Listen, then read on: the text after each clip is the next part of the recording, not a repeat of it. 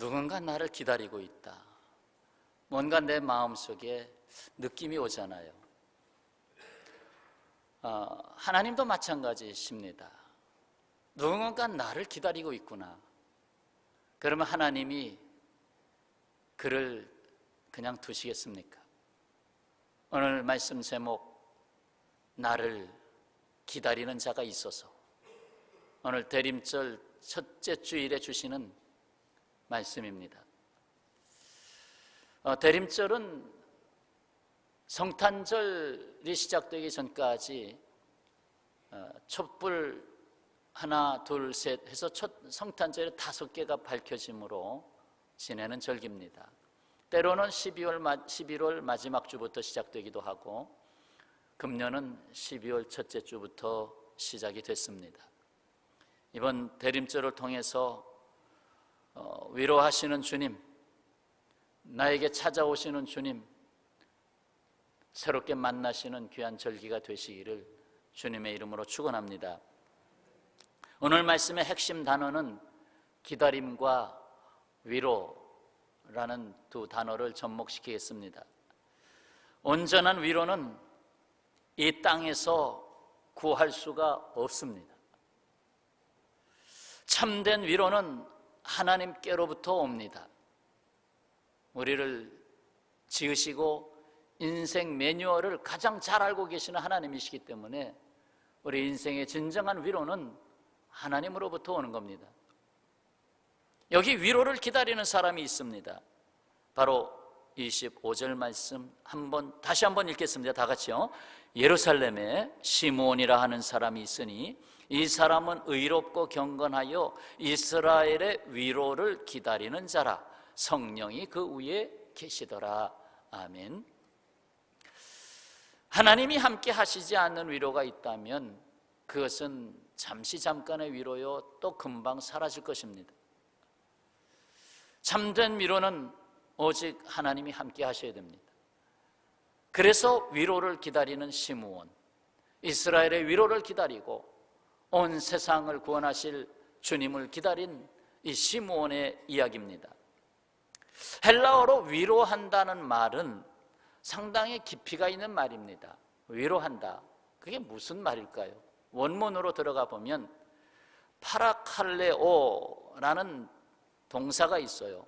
이거는 곧 위로하다라는 뜻으로 쓰여지는데, 그 본질로 들어가면 누구의 곁으로 부르다, 곁으로, 누구의 곁으로, 파라클레오, 콜, 누구의 곁으로 부르다, 파라칼레오, 누구의 곁으로 부르다, 또는 누구의 곁으로 와서 말하다, 이렇게 쌍방으로 표현할 수 있겠습니다. 이것을 이제 명사형으로 쓸 때 파라클레토스, 그래서 위로자, 보혜사, 대언자 등의 단어로 번역된 것입니다. 구원의 이름, 예수, 그 이름이 요한 1서 2장 1절에 가면 대언자가 계신다 하는 말로 표현하는데, 한번 읽어보면 만일 누가 죄를 범하여도 아버지 앞에서 우리에게 대언자가 있으니 곧 의로우신 예수 그리스도시라. 이 대언자라는 이 말이 원문에서 곁으로 부르다 파라칼레오의 명사 파라클레토스로 쓰고 있습니다. 파라클레토스, 곁에서 말해주는 자, 곁에 와서 말해주고 도와주는 자, 그러니까 변호사가 된 거죠. 대언자, 변호사가 된 거죠. 뿐만 아니라 성령께서도 같은 뜻을 가진 이름을 갖고 계시는데 보혜사, 이 보혜사가 원문에서는 파라클레토스예요. 요한복음 14장 16절, 내가 아버지께 구하겠으니 그가 또 다른 보혜사를 너희에게 주사, 또 다른 보혜사, 이것은 예수님도 보혜사고 파라클레토스고, 또 다른 보혜사 성령님도 파라클레토스고, 그래서 또 다른 보혜사가 된 거예요. 이걸 이단에서는 마치 내가 또 다른 보혜사다, 내가 성령으로 왔다 하고 이단들이 떠들어대지. 우스꽝소리. 예수님이 보혜사요, 또 다른 보혜사는 성령이신데 그것을 아전인수격으로 해석하고 있어요. 한마디로 예수님이나 성령님이나 같은 위로자의 이름 파라클레토스라는 이름을 갖고 계십니다.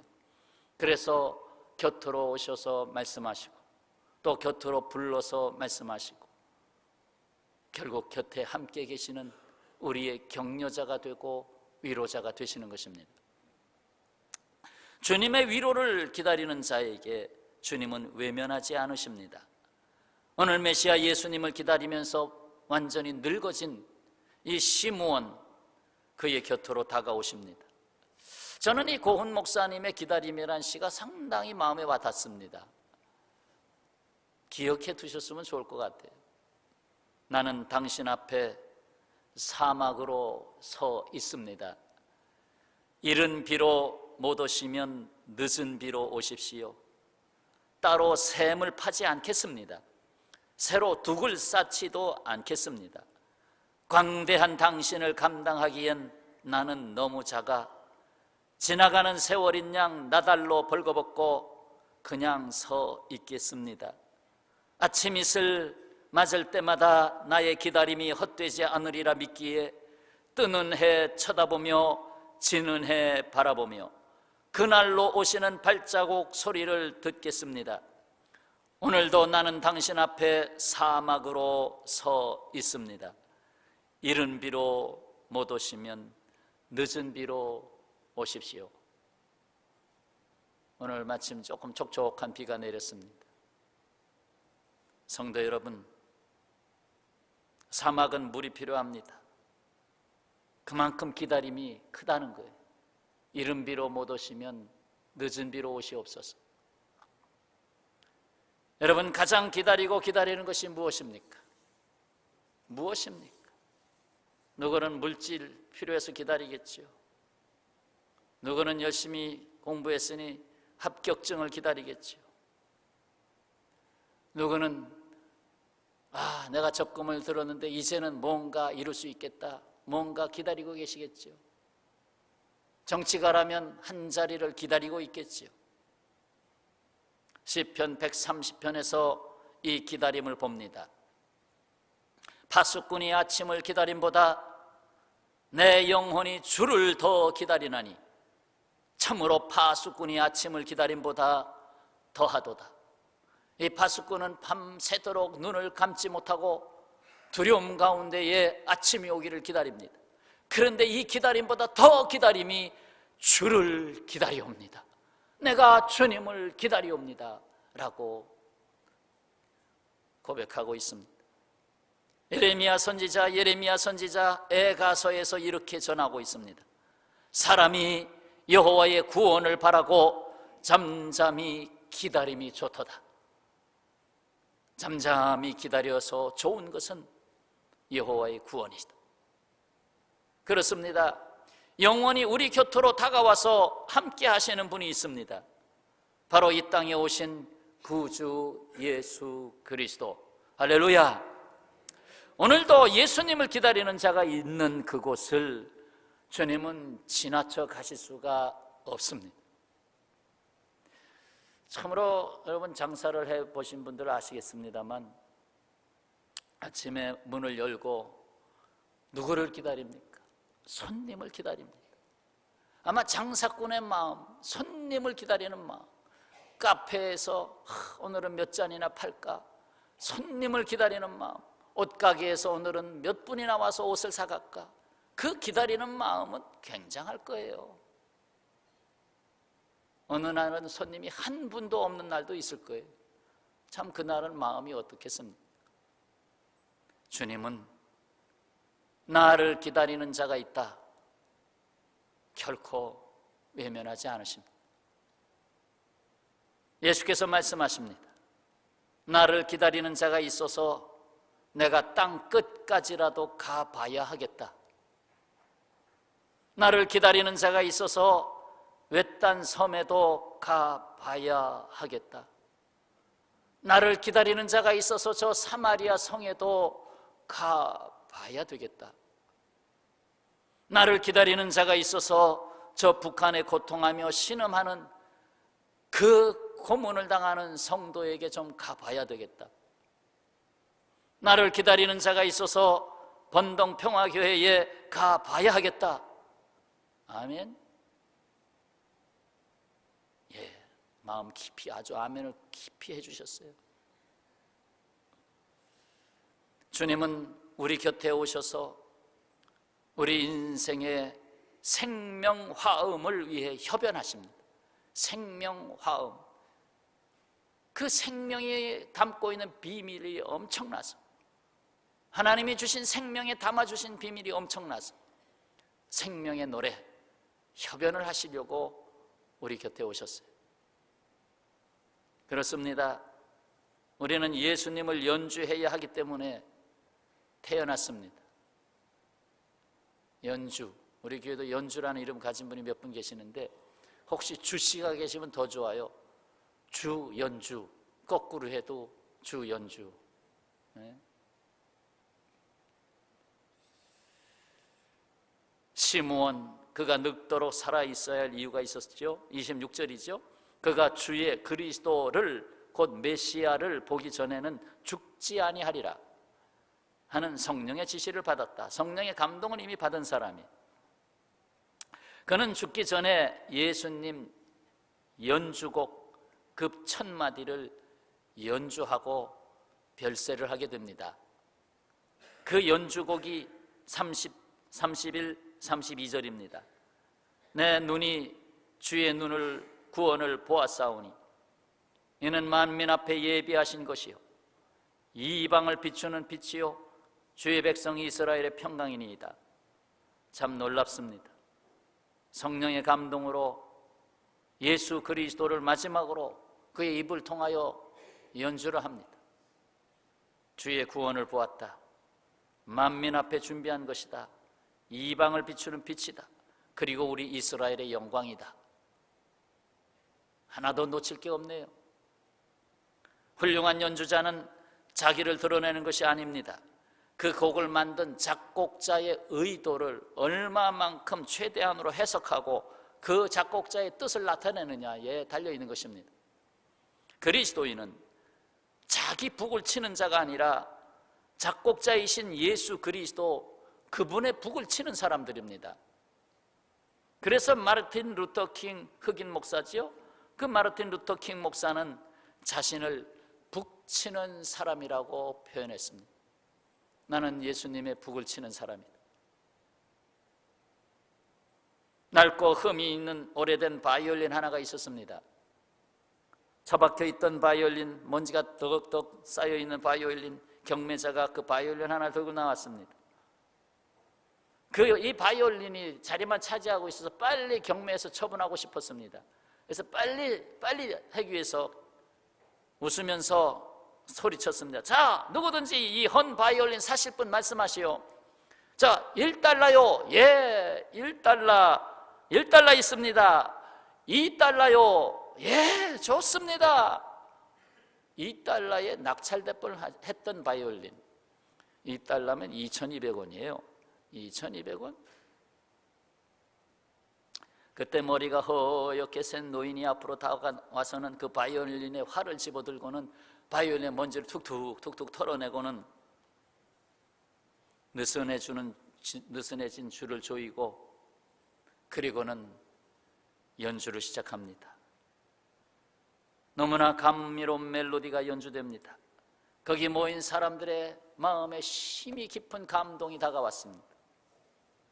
연주가 끝나자 경매인은 나즈키 말합니다. 이제 다시 이 오래된 바이올린의 경매를 시작하겠습니다. 그러니까 여기저기서 터져 나옵니다. 1,000달러요. 아, 여기 2,000달러요. 아, 여기 3,000달러요. 아니, 1달러, 2달러 받으면 끝내려고 했는데 그냥 1,000원이라도 가져가면 가져가라고 그러려고 했는데 3,000달러, 300만 원이죠. 4,000달러, 400만 원이죠. 자꾸 올라가는 거예요. 2,000원에 팔릴 뻔한 먼지 묻은 바이올린, 300만 원이 훌쩍 넘어간 것입니다. 왜요? 바이올린을 깨워서 연주하는 사람이 있었기 때문입니다. 그렇습니다. 먼지 묻은 낡은 바이올린은 연주자를 기다리고 있습니다. 여러분, 사실 우리는 예수 그리스도를 만나기 전에는 2,000원 헐값에 팔릴 수도 있었던 인생이었습니다. 그런데 우리에게 찾아오신 주님을 만나면서부터 값으로 살 수 없는 보물이 됐어요. 내 안에 예수님이 들어와서 함께 계심으로 보물이 됐어요. 마치 사도 바울이 말한 질그릇 속에 있는 보배입니다. 우리가 사망자 명단에 들어갈 수 없는 것은 주께서 주신 놀라운 은혜가 아닐 수가 없습니다. 사망자 명단에 없어요. 맞습니까? 나는 사망자 명단에 없는 사람이다.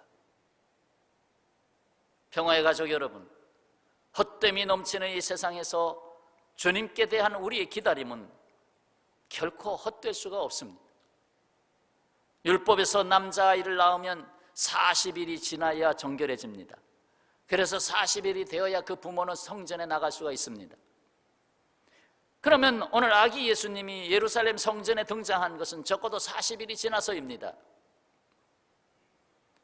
아기 예수님을 시므온이 안고 가슴에 품게 됩니다. 아마도 부모 외에 아기 예수님을 안아본 사람 그리 많지 않을 것 같은데 혹 이 시므온 할아버지가 처음일지 모르겠습니다. 그의 기다림은 헛되지 않았습니다. 비로소 죽음보다 큰 평안을 얻었습니다. 이제는 눈을 감을 수 있게 되었습니다. 그래서 29절 주제여 이제는 말씀하신 대로 종을 평안히 놓아 주시는도다. 이제 내가 눈을 감을 수 있게 됐습니다. 이 세상을 떠날 수 있게 됐습니다라는 고백이지요. 이제 다 이루었습니다. 그동안 내가 살아있어야 할 이유 여기서 마침표를 찍게 됐습니다. 이 말씀 속에서 이제는 이란 단어가 보여요. 주제여 이제는. 기다림이 기다림으로 계속 머물러 있을 수는 없습니다. 기다림이 때가 차면 이제가 되는 것입니다. 그날이 오늘이 되는 것입니다. 그렇습니다. 주님을 기다리는 그 기다림에는 언젠가는 오늘이 될 것입니다. 주여 그날이 옵니다. 그날이 언젠가는 오늘이 될 것입니다. 사랑하는 여러분, 지금 여러분이 기다리고 있는 것이 있습니까? 그분이 오셔야만 되는 일입니까? 그분을 기다리시기 바랍니다. 시편 40편 1절, 2절, 3절을 담겠습니다. 내가 여호와를 기다리고 기다렸더니 내가 여호와를 기다리고 기다렸더니 귀를 기울이사 나의 부르짖음을 들으셨도다. 나를 기가 막힐 웅덩이와 수렁에서 끌어올리시고 내 발을 반석 위에 두사 내 걸음을 견고하게 하셨도다. 새 노래 곧 우리 하나님께 올릴 찬송을 내 입에 두셨으니 많은 사람이 보고 두려워하여 여호와를 의지하리로다. 아멘. 여호와를 기다리고 기다리며 간절히 아버지여 지금 내가 수렁에 빠졌네요. 아버지여 내 발이 지금 반석 위에 올라서야 되는데 지금 올라서지 못하고 있네요. 부르짖었더니 주님께서 들으셨더라. 그래서 새 노래를 부르게 해주셨더라. 기가 막힐 웅덩이에서 건져내시고 새 노래의 가사를 만들게 하시는 주님, 주님을 바라보며 정말 구원자 예수님을 사모하며 기다리는 자에게 주신 은총입니다. 더딜지라도 믿음이 있으면 기다려야 합니다. 믿음의 책 하박국서 2장 3절에서 이렇게 말씀하고 있습니다. 이 묵시는 정한 때가 있나니 그 종말이 속히 이르겠고 결코 거짓되지 아니하리라. 비록 더딜지라도 기다리라. 지체되지 아니하고 반드시 응하리라. 아멘. 그 종말이 속히 이르겠고, 하박국서 사실상 구약 성경의 결론이지요. 오직 믿음으로 말미암아 살리라 하면서 신약으로 이어지는데 그 종말이 속히 이른다고 하는 것은 예수님의 오심을 말합니다. 예수님의 초림부터 재림 사이의 기간 전체를 종말이라고 말합니다. 그게 신학적 해석입니다. 이미 종말 기간을 우리는 2000년 넘게 지내고 있습니다. 종말이 이르겠고 더딜지라도 반드시 응하리라 하면서 예수님께서 오셨습니다. 초림하신 예수님은 반드시 재림하실 것입니다. 사랑하는 여러분, 온전한 위로는 이 땅에서 찾을 수 없습니다. 잠시 잠깐의 위로는 될지라도 위로의 본질에 예수께서 빠져버리면, 성령께서 빠져버리면 위로가 안 됩니다. 잠시 눈물은 닦아줬지만 또 눈물이 납니다. 그거 안 되는 겁니다. 참된 위로는 오직 주님이 갖고 오십니다. 그리고 내게 들어오신 주님을 우리는 연주하는 삶을 살게 됩니다. 그래서 우리가 주님을 기다리는 것은 헛되지 않습니다. 더딜지라도 기다리십시다. 주님의 때가 있기 때문입니다. 오늘도 주님을 기다리는 자가 있어서 오늘 이 자리에 주님 찾아오십니다. 나를 기다리는 자가 있구나 하고 기다리는 자에게 주님은 또 찾아와 주시는 것입니다. 내가 너와 함께 하노라. 내가 너와 함께 하노라. 할렐루야.